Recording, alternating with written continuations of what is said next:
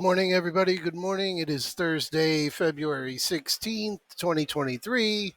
No numerology numbers there. 2 plus 1 plus 6, 2 plus 2 plus 3. Trying, but Financial Juice, financialjuice.com. Great website that everybody who's on a computer should have open. You've got Tick Strike over here. You just click on your speaker over there and you can change it S&P, Euro, Dollar, Oil, Bitcoin, S&P 500. You can listen to the markets. Boring ass trading sessions like yesterday. This thing will save you from burning your eyeballs. Anyway, I'm on this website because you can customize how you want your economic data to come out as to what's important, what countries you want, and I have mine specific to what's important to me. 8:30 we got PPI, housing numbers, jobless claims. 8:45 we have Fed semester speaking. At 1:30 we have Fed's Bullard speaking. The bearish window is slowly closing. These two are your best chance.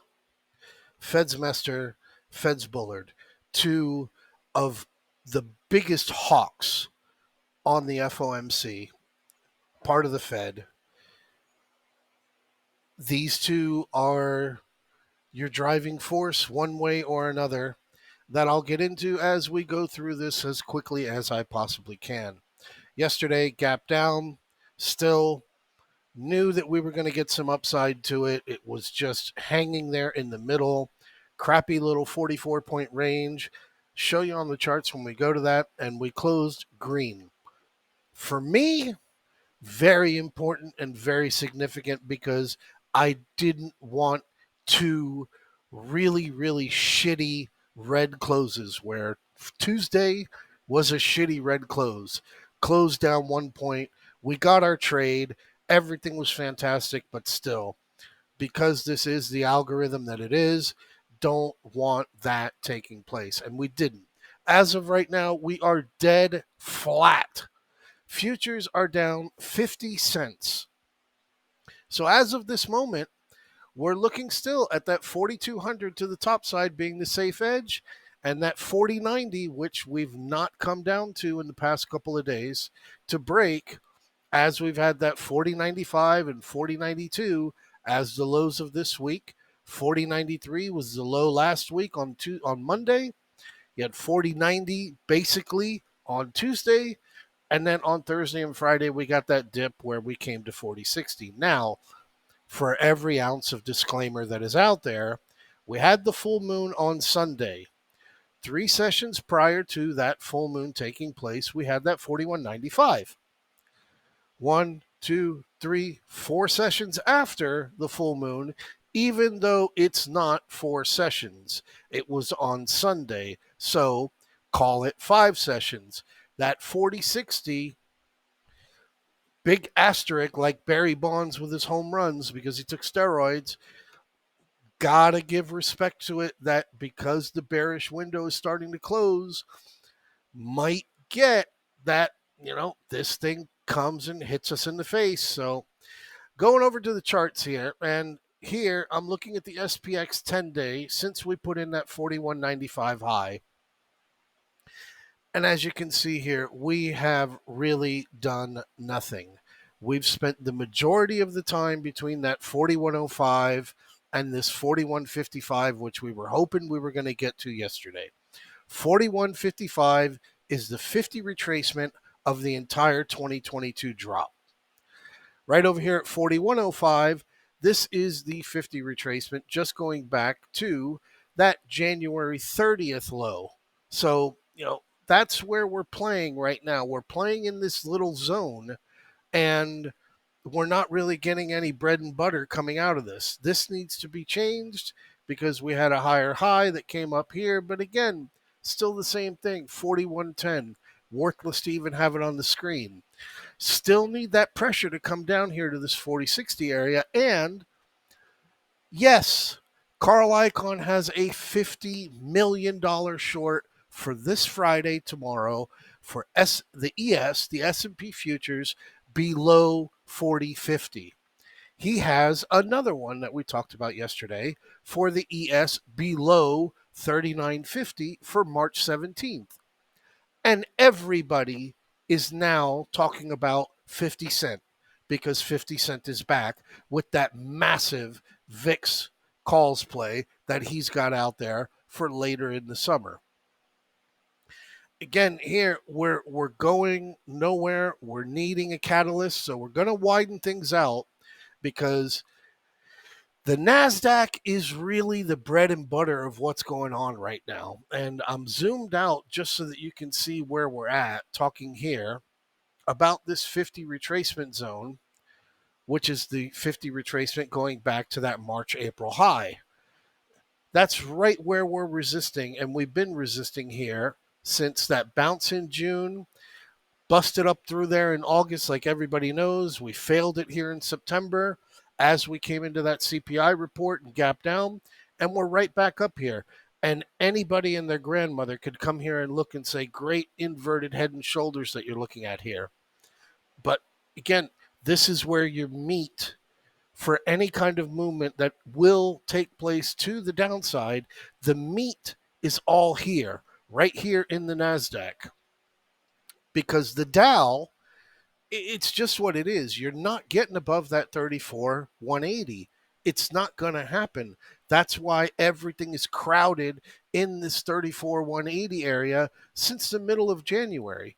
We're just continuing to crowd right up into that zone, and it's not helping anything for the short term or the longer term time frames.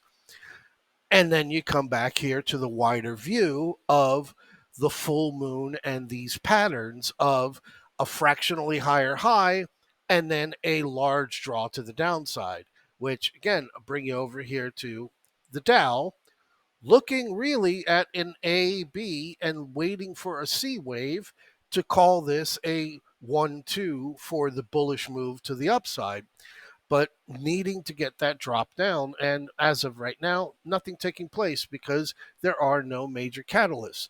Good news is good news and bad news is good news. And anytime Jerome Powell speaks, nobody cares. The market just goes up. So this 20% is the rally that we've had since the October lows. And again, something very significant to consider, even though it only is a number until the price action actually proves it was the top. Same thing here with the full moon. These full moons have been significant in calling tops and bottoms. Fractionally early right here in December, got that pop back up to 4,100, which was a catalyst to get that 8% decline. And here we are. Really, you can call it whatever kind of pattern you want to call it. It's nothing but data and a chart right now as we're hitting that 41.85, 55. You've got your major cycles from 2009, your 161.8s right there at 41.85. You've got your other one here from 2016 and 2018 right here underneath it at 41.76. So, you've got strong algorithm calculated numbers that are in this area, but none of that's going to matter until we actually get a move. So, want to go here and show you the weekly, right? Now, here's the weekly, and you can see it with a pretty decent chart pattern, how you're looking. You've got your low, your high, your lower low, your high, your lower low, and here we are with a lower low as of this moment.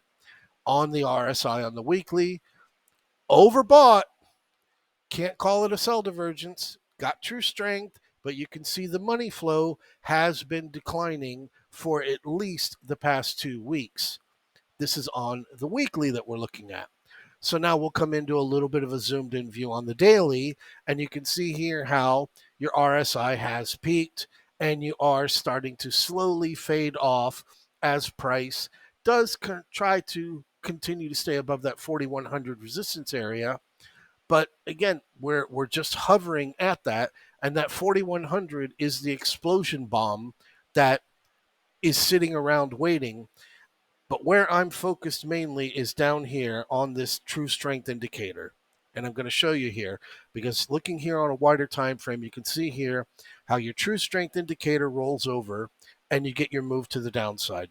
Your true strength indicator crosses over very strongly here, and the move to the downside confirmed. And we got that major decline back in August into the October lows.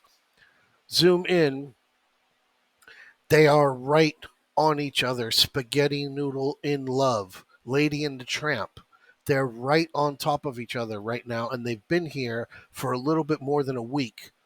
We're waiting for a decisive move, and that decisive move, again, using the data, using the full moons, using something else that's now come up, it wants to hint that your risk is to the upside because the move that is expected as we go into the beginning of March is towards the downside. Come over here on the QQQ, and it's the exact same thing. You've crossed over there with that true strength indicator, and it's just waiting for something to say, okay, QQQ 300, no more, no more. Let's go. We go back to 286.